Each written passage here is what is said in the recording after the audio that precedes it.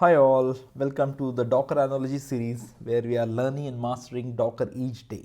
Now in this video, I'm going to talk about how to debug the Docker applications effectively, and the applications we are going to talk about are actually production applications where you may not have access to the code base, okay, and you may not be able to, let's say you have this bug which is appearing on the production system and you may not be able to mount your code there, or it's a multi-node system where mounting code or is not straightforward. It could be a, let's say, Kubernetes deployment also. So you need to understand what are the ways to actually debug the application in such situations. Some of the older videos, I think specifically when we are talking about the volume mount, we had talked about how to debug the application through volume mount, and how you can make use of volume mount to mount your code from your source directory and run it straight away into Docker. And that's a straightforward way, and that really works like a charm in the development mode. But when it comes to production mode, we need more tricks up our sleeves than what we know so far. Let's look at our existing images. Okay, I will try to run this specific version of the to-do app. So let me run that command: docker run -t -name to-do app -p. I want to map my host machine 3000 port to the 3000 port of the container. The image name is to-do app. The version is 0.0.3. Let's run this. So the application should be running. Let me do docker ps. Yes, it is running. Let me go to application like web portal. Yeah, things seems to be working fine. Okay, now I want to, let's say, in your production application something has gone wrong and you want to debug this further, right? So let's see what some of the command that we had learned can help us. Okay, I think one of the command that we had learned was how to enter into the shell, right? How to enter into the container, right? So the command was docker exec -it, and the name of the container is to do app.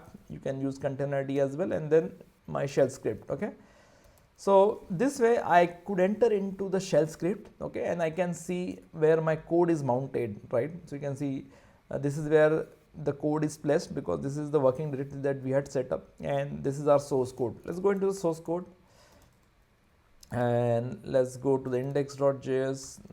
Let's open up index.js. Okay, so you can see I can go through all the code. I can browse all the code, and there are some, you can see some console logs that we already have here. Okay, let's try to make some changes. Okay, so what we'll do is, for our debugging, let's say I want to add some comments. Okay, I want to add some console logs, so I'll do console.log and entering index.js. okay, index.js, let's say, and this is one.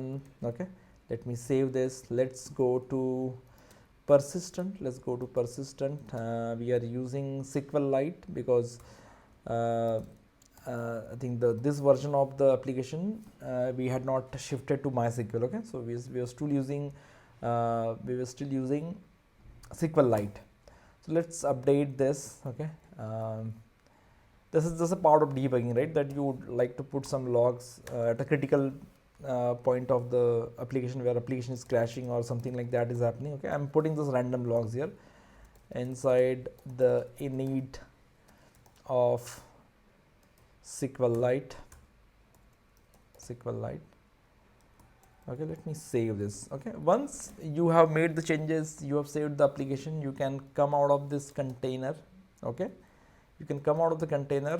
Okay, and what you can do is you can actually run this container. Okay, so before I run, let me show you the logs of this container. Okay, so I'm running docker logs -f, and then these are the logs we are getting. Okay, using SQLite database, listening on this port. Okay, but when we run this application or restart this container one more time, you will see the different logs. Okay, so I can I can restart using this container ID as well as this app name as well. Okay, so let me do docker restart container name. Okay, the application is restarted. So docker ps, you can see the application is running. It has been up but for 2 seconds now. Let's get the docker logs now. So you can see we got this usual logs. Okay, I think this is the old logs. I think, yeah, these were the old logs, you can ignore them, but yeah, this is the new log that we got. Enter into index.js, then inside init of SQLite, and then the two logs, you know, the two usual logs. Okay, so this is the way you can debug your production application. Okay, this is one part, and fortunately the Node.js is quite popular, so is Python, you know, Django and other frameworks. So a lot of the frameworks, like a lot of these frameworks that you are using are scripted language. So because of that, these are basically script languages. Okay, so because of that, you can actually change the code onto the containers, and you can immediately see what is the result of that new changes. Okay, but let's say if you are hosting applications like, let's say, Java based application, okay, where instead of mounting the code, or instead of using the code like a script language, you have to use the executable, right? And that time it can become difficult to do that. But since Node.js, Python, a lot of these script languages are popular, if you are using one of those, then this way it is actually easy to debug it. Okay, so this is one way. This is a bit harder way to do it. You know, I mean, it's not really hard if you have hands on the commands, but while you are going through the code, you may want to have better control over, you know, what you are writing. If you want to write a full function, then you may not be able to do that in the VI editor very comfortably. So I'm going to show another way how you can do this. Okay, so if I go to my Visual Studio Code, you can go ahead and go to the extensions. Okay, and you can download the Docker extensions. Okay, so you can download this Docker extension pack. Right now it is installed in my machine on my Visual Studio Code. Okay, so it is installed. You can download this, and once you download this, you will see a Docker full-fledged icon. Okay, you can click on this, and as soon as you see this, you will see all the containers which have been running or which have been exited, right? What all the images that you have, whatever things that we do through command lines, same thing can be done through this Docker extension, right? So let me now show you how you can debug this further. Okay, so we'll leave out these things now, but we'll concentrate on the debugging part. Now once I open this, you can see I can browse the whole file system in this Docker extension. Now my code is present at home node app, that's my directory. So I'll go to home node and then app. Okay, and inside that app, just like, you know, any other explorer, I can explore the entire code. So if I want to open this Docker file, what's there, you know, I can open this entire Docker file. Let me close everything else for now. Okay, and if I want to open any code, right, I can go to this code, and, you know, I can open this code, and you can use the power of Visual Studio Code to write everything else, right? This was the code that we had added. Okay, let's update this code further. Okay, so what I'll do is I'm going to update this. So I will have this usual debug statement, and I'll have few more things probably. So console.log. So you can see I am able to debug in my home environment in my Visual Studio. Okay, without having to stress over, you know, writing in a VI editor, right? Writing in a VI editor could be you know, hard for many of us if you are not used to it. So this is a, you know, home turf for you. You can update, you can write as big code as you want, and you can format that code as well, right? So let me add some statement.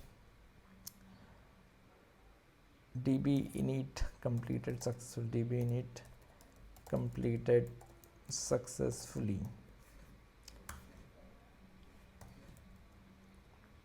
Let me add some more things. So let me remove that logs inside the persistent inside MySQL. And what I'll do is I will remove that log and I will add, let's say, get atom. When I'm storing atom, I'll say, okay, this is done. Then I'll add console.log atom.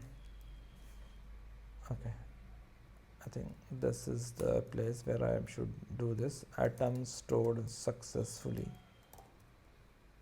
Okay, so these two logs I have added. Let's once I have updated this, right, I don't have to do much, you know.